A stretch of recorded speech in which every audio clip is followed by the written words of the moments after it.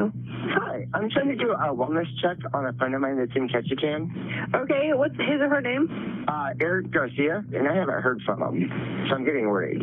Dr. Garcia, Police Department, can you make yourself known, sir? Yeah, he's here. Okay. When 58 years old, Dr. Eric Garcia was found dead in his house. It soon made headlines everywhere. But the mystery behind his death was far more harrowing than anyone expected. In my gut, this death wasn't what it was as it had appeared. But as they dug deeper, this simple welfare check took a terrifying turn when they realized that the killer was along with them, and so close that he was the first to reach the crime scene. He was very good at manipulating, very good. By March 27, 2017, 12 days had passed since Jordan Japlin had called 911 multiple times, pleading for a welfare check on his friend, Dr. Eric Garcia. He was supposed to attend an important medical conference on March 16th, but never showed up, leaving everyone deeply worried for him. Basically trying to find out if they got a hold of Eric or if because I know that Saturday he was supposed to come here to Washington, which is where I'm at. Nobody's heard from him yet. He gave me a house key, and I'm going up there on Monday because I haven't heard anything, and I am very worried. I did talk to a lawyer, and he said that I could talk to you guys, and I can give you guys permission to go in there, but I would have to physically be there. So We're more than welcome to go do that for you. Each time the police came to check, they only looked around from the outside before leaving. But this time, when the Ketchikan, Alaska police arrived at Dr. Eric's house, 2 trucks pulled up alongside them. One of them was Dr. Eric's red Ford pickup, driven by none other than Jordan, who came all the way from Washington. They said he had a red truck. Is this the truck? He's went and picked it up, yeah. Where'd you find that? Down at the airport. Yeah, very sketchy right off the bat. Like, he's suspect number 1. And then, like, you have the keys, but you call the police to check, but then you go and you let yourself in, and you have his truck. Like, maybe you're just really close, but I don't know. This is definitely weird. Jordan, who had a spare set of keys to the house, helped the police get inside. Little did they know what waited for them beyond that door would hold a web of mysteries. Dr. Garcia, Police Department. Dr. Garcia, Dr. Garcia, Officer Miller, Police Department. Their first priority was to secure the house and confirm if Dr. Eric was safe. After clearing the ground floor, they headed upstairs and stumbled upon a scene that froze them in their tracks. Yeah, he's here. Okay. I'll start taking photos. Dr. Eric, known as one of the most generous and compassionate surgeons, was found dead. The discovery was not only heartbreaking, but also surreal. However, the toughest part was yet to come, which was breaking the devastating news to his friends who were anxiously waiting outside for answers. There's no easy way to put this, but he has passed away.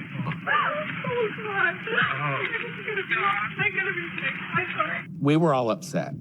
Everyone there, I was probably briefly in shock. No, I don't blame you. I got heart issues. Okay. Well, if you need to go to the hospital, we can get you to the hospital. If you want to go sit down, go sit down. While the news was hard to process, the police began piecing together what might have exactly happened.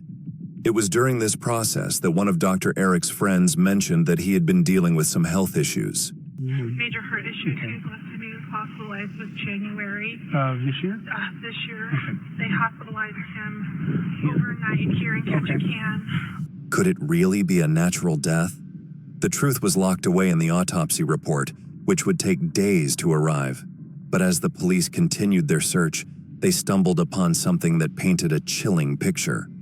Upstairs, the air was thick with the strange smell of burnt barbecue briquettes. The deck door was wide open, and a cushion had been propped to let the smoke drift into the house, which was highly unusual. But there was something even more unsettling. Around the body, there was actually a pill bottle that had Dr. Garcia's name on it. Next to the doctor was a coffee table that was pushed up close to the couch where he was located. There was an open package of bacon, and there was a partially burned charcoal briquette on the coffee table. As the police tried to make sense of the strange scene, Outside, one of Dr. Eric's friends, Bobby Jackson, grew visibly agitated about something serious. This house needs to be secured. Yeah, we'll take care of it. I mean, alarm needs to be set. What I'm saying is there's stuff in there that needs to be locked up. He pulled them aside and pointed towards a closed door, claiming that it led to a storage area. But in reality, it was where Dr. Eric kept his most prized possessions, which was a gold mine for many. Dr. Garcia had hundreds of mostly silver. He had some gold, but he collected gold coins and some of the mint coins, and he had a lot. When I moved him from his rental to Dr. Garcia's new house that he purchased, it sagged the back of my car down. He had so much gold and silver in there. With growing urgency, the police rushed to open the dead-bolted door, hoping to confirm if the valuable items were still there. But what they found, however, was nothing like they expected. There was no gold. There was no silver found. There were racks and racks that were empty. I did not see a large collection of alcohol or coins or gold or anything. There was...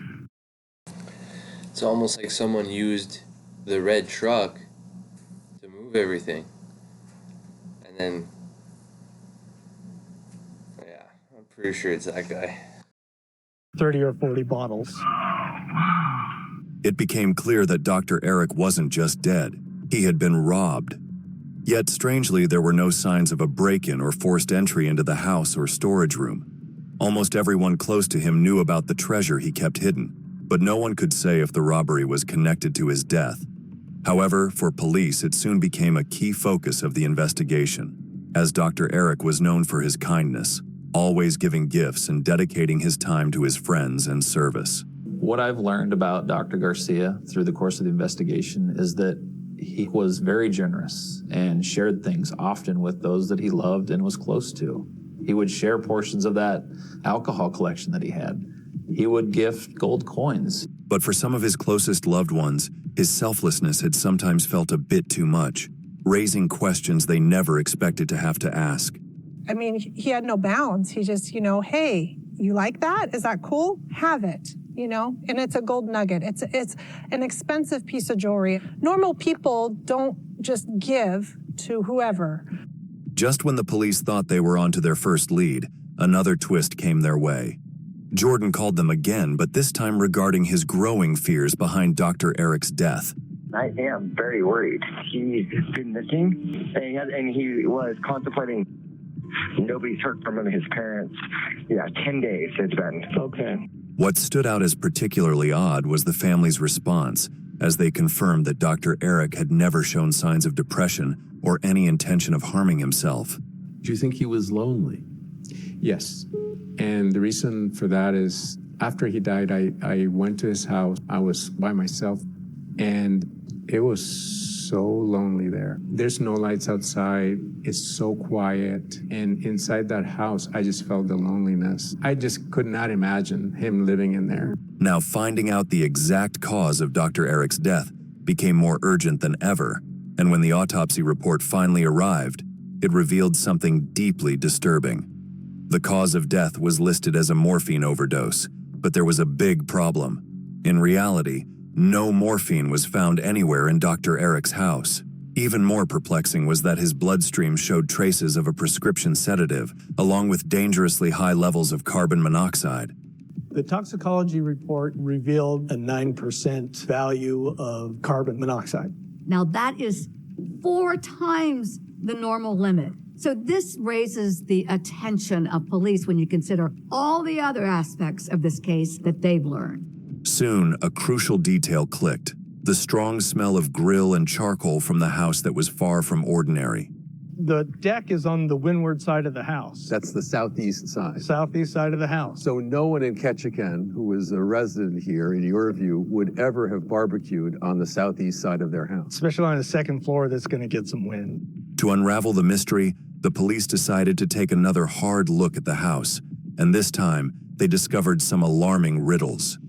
The walls were dotted with strange markings, which were the leftovers from what turned out to be multiple smoke detectors that had been removed. Every single place that a smoke detector was located or should have been was just the base with the wiring harness sticking out. There was not one smoke detector inside that house. They were all missing. According to Dr. Eric's friends, he wasn't the type of person to climb a ladder and remove smoke detectors himself. In fact, they described him as someone who rarely did anything for himself, not even simple tasks like grilling. This new detail added weight to their suspicions. The removed smoke detectors, combined with the strange smell of charcoal and the open deck door, painted a picture far more complex than what it seemed at first glance. He is so committed to this career that he's not doing anything else. So his house could be on fire. He has to call somebody else to go, hey, can you check on that fire and maybe see if you can call the police or something. The missing smoke detectors had been removed to avoid triggering an alarm when the barbecue flames were set. But where had they gone? As the investigation dragged on, finding the missing smoke detectors became increasingly difficult. Until weeks after Dr. Eric's death, his brother Saul Garcia was walking near the woods not far from his late brother's house and suddenly noticed an odd pile of discarded items tucked among the trees. This discovery would take the case into a whole new dramatic turn. As I'm walking, I get a ping on my phone and I pull it out. And as I look at my phone, I notice these white dots down below. I took some pictures with the telephoto lens, and sure enough, those look like the smoke detectors. Saul wasted no time and called the Ketchikan police, who rushed to the woods.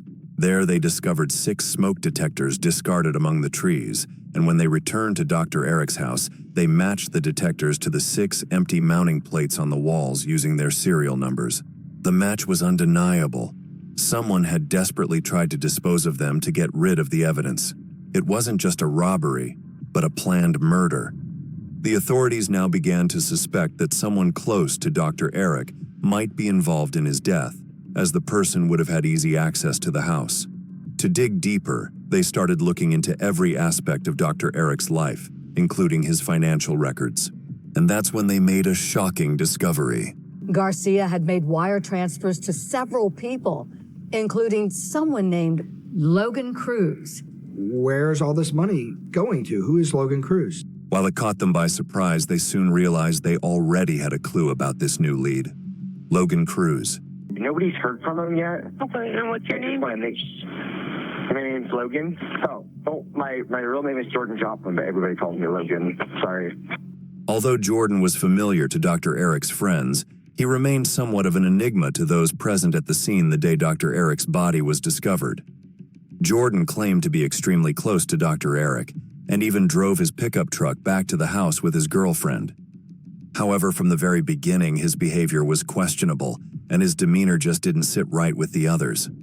What made things even stranger was that Jordan was the one who had requested the welfare check, flying all the way from Washington to Ketchikan with a key to Dr. Eric's house.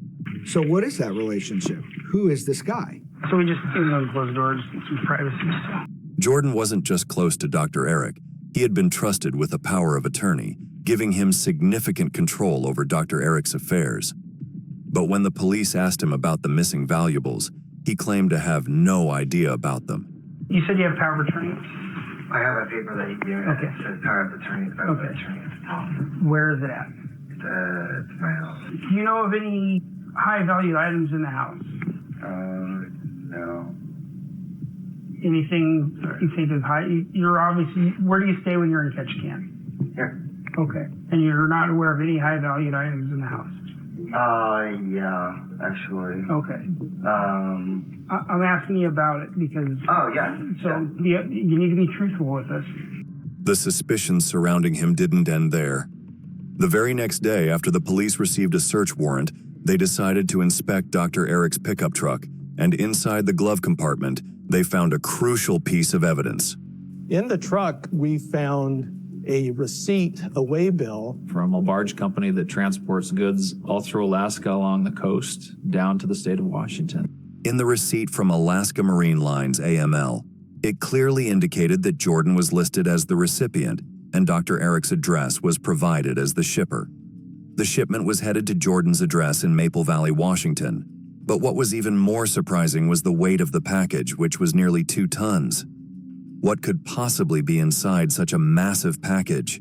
I did locate a Walmart receipt that was in the garbage in the kitchen. That Walmart receipt listed several items, notably several plastic bins or totes, things that you would store a variety of items in, just plastic boxes with lids.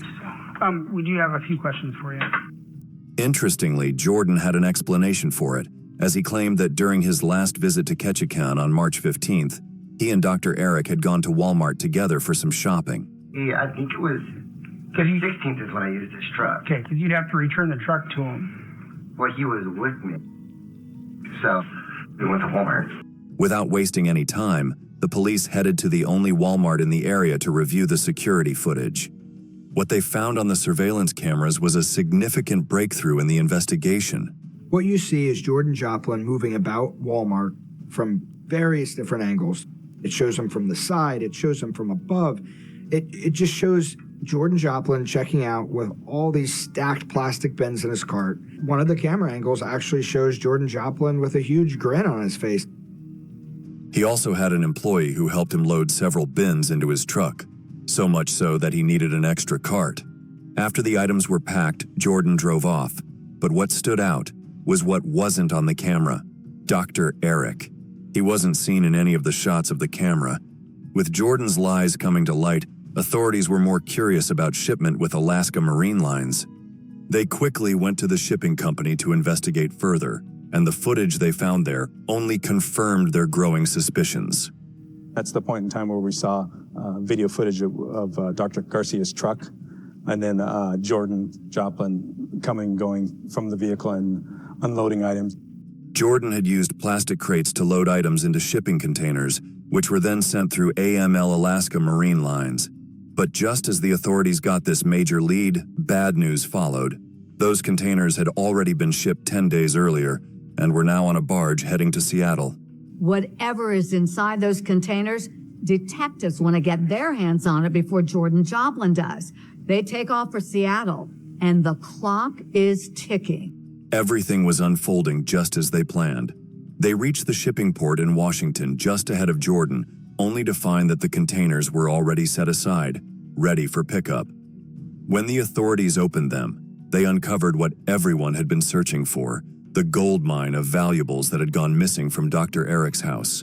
This discovery wasn't just about recovering stolen items. It was the key that would blow the entire case wide open.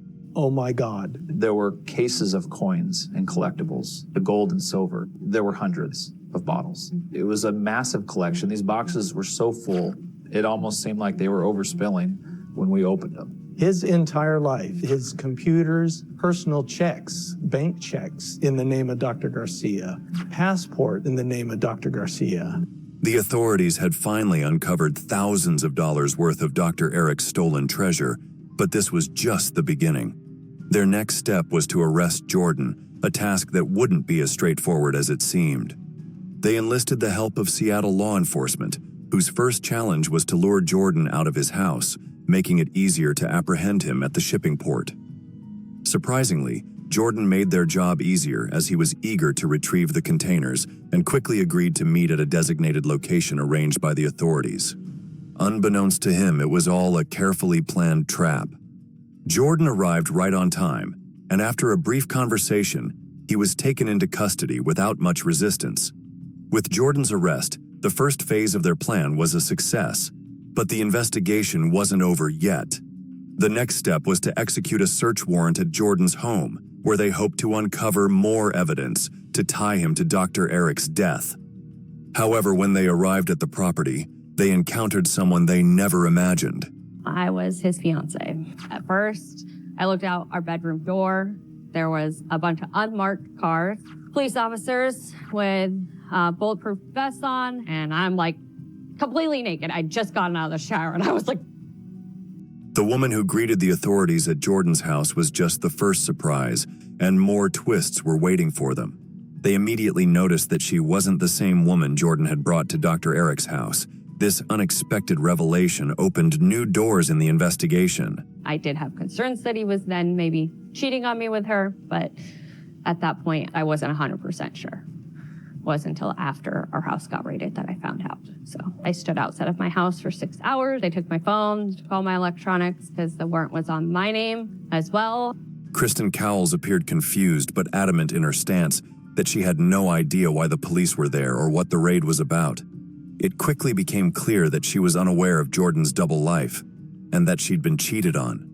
When questioned about the items found in the house, Kristen firmly stated that Jordan had told her they were all gifts from his close friend. Notably, during that search warrant, detectives had found a Faraday bag that contained the doctor's cell phones. A Faraday bag is essentially an electronic blocking bag or device. Once it's placed in there, it is cut off from that communication. It hides the signals. We also found in another location Dr. Garcia's wallet with his ID.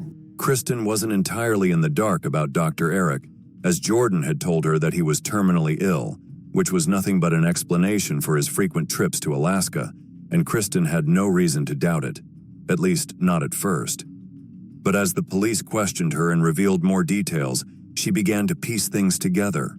Slowly, it dawned on her that Dr. Eric had never been terminally ill.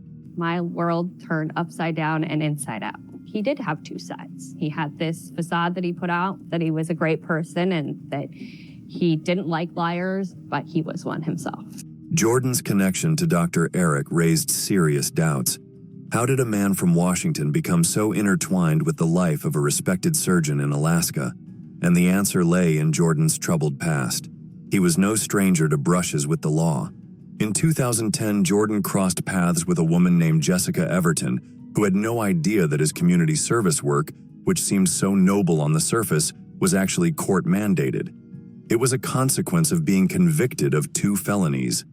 He was intoxicating. He really was. And then he used that to manipulate. He was very good at manipulating. Very good. Jordan wasn't just a skilled manipulator. He was also quite popular with women, charming his way into their trust and earning a seemingly good reputation among them. He'd have 2-3 girlfriends at the same time, as a matter of fact, in the same truck, showing up at my house. One of the girls, she goes, I don't know what it is, but I can't seem to stay away from him. Later, I had a few connections that I got him into the adult industry. He was a dancer for a while, and then he became a model and an adult entertainer. He was doing movies. These movies and his new role marked the beginning of his transformation into a new identity, Logan Cruz. But despite his flair for deception, the question remained, what was his connection to Dr. Eric? According to those who knew Jordan, they had never seen him and Dr. Eric together. Their lives appeared to be worlds apart. However, little did anyone realize that Dr. Eric himself harbored secrets, ones far darker and more complex than the other. I know that he dated when he was young, and mostly I know this from my sister because my sister actually got more into his business than I did. So I think I left those topics alone. Dr. Eric's family began to wonder if his inexperience with relationships had made him an easy target.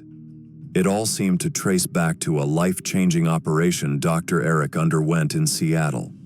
During his recovery, he crossed paths with none other than Jordan, who was working as a massage therapist at the time. That meeting was the start of their connection, and what began as casual appointments soon grew into something more personal. To everyone's disbelief, those frequent sessions evolved into a full-blown relationship between the two. Do you think there were aspects of his private life that he thought would be difficult to share with your family? Yes. I personally suspected that, so I never really questioned him, but certainly it would have been something hard to discuss with my mom or my dad. Though Jordan and Dr. Eric's relationship was kept hidden from the world, one person in Washington knew the truth: Amanda Polreich, a close friend of Jordan. When the police tracked Amanda down, she had something significant to reveal. Well, I knew that he was his sugar daddy. That the doctor was Jordan's sugar daddy? He would send him money. He would ship him things. Whatever Jordan wanted, Jordan pretty much got, honestly. It turned out the secrets weren't confined to Washington. Back in Alaska, investigators had stumbled upon a crucial piece of evidence: a love letter found at Dr. Eric's house. There is. Okay. Friendship related? I think it's one French. The letter written by Jordan read, "I love you and I hope you never forget that. You are always on my mind, and you mean the world to me. I hope I make you happy, and I hope when you think of me, you smile. Love always, Jordan." But the trail didn't end there. At Jordan's house, investigators uncovered another letter, this one written by Dr. Eric to Jordan. And unlike Jordan's, this message carried a darkly ironic tone. We located a Valentine's Day card. It was dated February 14, 2017, addressed to Jordan from Eric. I paraphrase what I read in that. "You are my first and only love. Not kidding, you will probably kill me, but know that I will never let you down." The authorities were inching closer to uncovering the truth behind Dr. Eric's mysterious death. With Jordan finally in custody, their focus shifted to linking him to the elevated levels of morphine and carbon monoxide found in Dr. Eric's system. Cops go back to that video of Joplin from Walmart where they knew he bought all those packing crates.